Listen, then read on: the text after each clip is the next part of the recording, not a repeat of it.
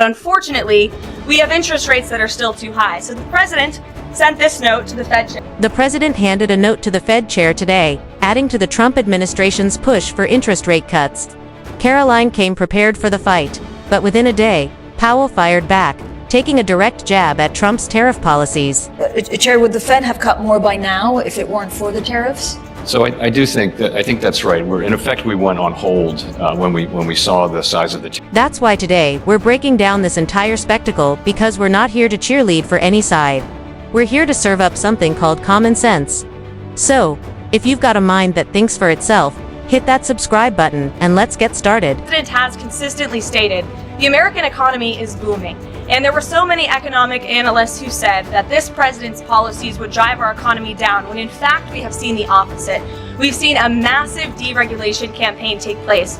We've seen inflation completely diminished from where it was under the reckless spending and the bad policies of the previous incompetent administration. I would remind the Fed chair, and I would remind the entire world, that this is a president who was a businessman first, and he knows what he is doing. He has a proven economic formula that worked in his first term as president, and it is working again.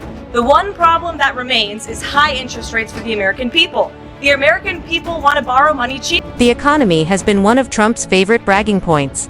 Sure, his tariff experiments sent Wall Street on a few mood swings. But when you actually look at the numbers, much of that media panic feels more like clickbait than collapse. Case in point, just days ago, the New York Fed put out a release showing short-term inflation expectations dipping, medium and long-term staying steady, fewer people worried about losing their jobs. A slight dip in spending, but higher household income expectations. In other words, solid proof that things aren't falling apart the way the doomsday headlines suggest. And let's be honest, if Biden had those same figures, the mainstream press would have thrown a week-long victory parade. That's exactly why Karoline came armed with a chart, like a teacher catching Powell without his homework. Too high. So the president sent this note to the Fed chair today. And if you look at this chart, this is a chart of all of the interest rates of many countries throughout the world are all paying lower interest rates than the United States of America, which has one of the hottest and strongest economies in the world. The president sent this note to the Fed chair. It says, Jerome, you are as usual too late. You have cost the USA a fortune and continue to do so. You should lower the rate by a lot. Hundreds of billions of dollars are being lost, and there is no inflation. And the president is right. There is historically low inflation thanks to his policies. And we will continue to drive down the cost of living in this country for Americans. The latest drive to cut interest rates boils down to a simple pitch: cheaper borrowing for everyone, giving the economy a quick jolt of energy. But here's the catch: move too fast, and inflation could return like a sequel nobody wanted. That back and forth was center stage at last month's Fed meeting. Most policymakers signaled they're open to cuts, but for now, they've parked it in the wait and watch column. Powell even carried that same message to Portugal at the European Central Bank Forum, basically saying, chill, we're not rushing this call. Is in a pretty good position. Inflation has come down close to 2%. We're at 2.3 headline, 2.7 core. Chair, would the Fed have cut more by now if it weren't for the tariffs?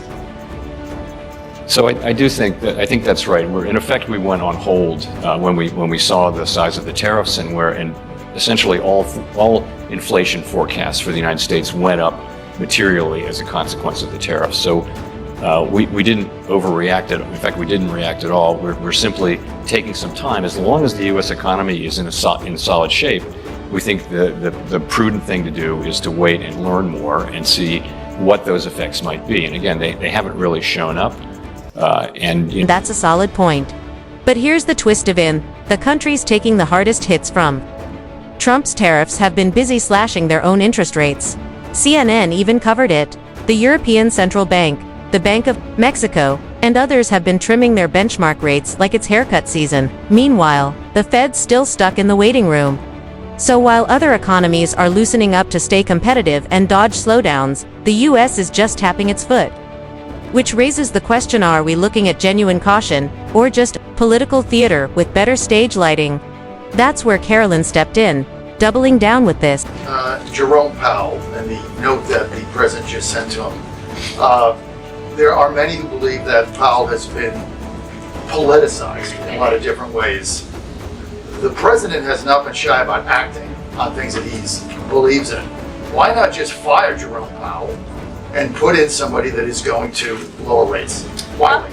Well, it's a good question and one you can ask the president because that's a decision for him to make. But you're right to point out the politicization of the Fed, and it's very unfortunate for our country. But Jerome Powell cut rates numerous times ahead of the election when Joe Biden was in this Oval Office, but now he refuses to when the economy is in a much better place. So there really isn't a good explanation for that. And the president... The Fed is supposed to be the economy's independent referee. But some people saw Powell's tariff comments less as neutral analysis and more as a political jab. And to be fair, it's not the first time that line has been blurred. Remember 2020? The Fed rewrote its mission statement, shifting the focus from inflation first to jobs first, seasoned with plenty of inclusive language. Powell even admitted that racial unemployment gaps influenced the change. Now, call me old-fashioned, but monetary policy should be about strengthening the economy for everyone, not about scoring points through activism or virtue signaling. And speaking of points, Trump's been tallying his own scoreboard, cranking up the heat on Powell with repeated public shots, even calling for his resignation. Pressuring to lower interest rates. He's facing accusations of lying to Congress, which is a potential crime. About the Well, then he should resign immediately. We should get somebody in there that's going to lower interest rates. Do you want congressional Why don't you call for his resignation? Do you want congressional Republicans to investigate and It's pursue? okay with me. I think he's terrible. I think, look, we're paying, I call him too late. T-O-O, too late, like Too Tall Jones for the Dallas Cowboys, right? Too late. He's always late. But he wasn't late with Biden before the election. He was cutting him like crazy. It didn't help too much, did it? But he was cutting him like crazy before. This isn't the first time Jerome Powell has faced this kind of heat. Think back to 2019, when Trump's frustration with him was boiling over and rumors about Powell's job security were nonstop. At one point, he was asked directly if he'd resign if the president told him to. His response, short and sharp, no. Follow-up question: does he believe he's legally required to leave if asked? Again, and those comments matter for two big reasons. First, they sound a lot like Presroke, more like a shove for an independent Fed chair to play by the president's rules, even if he doesn't agree. Second, the Supreme Court already ruled back in May that Trump can't just fire Powell on a whim.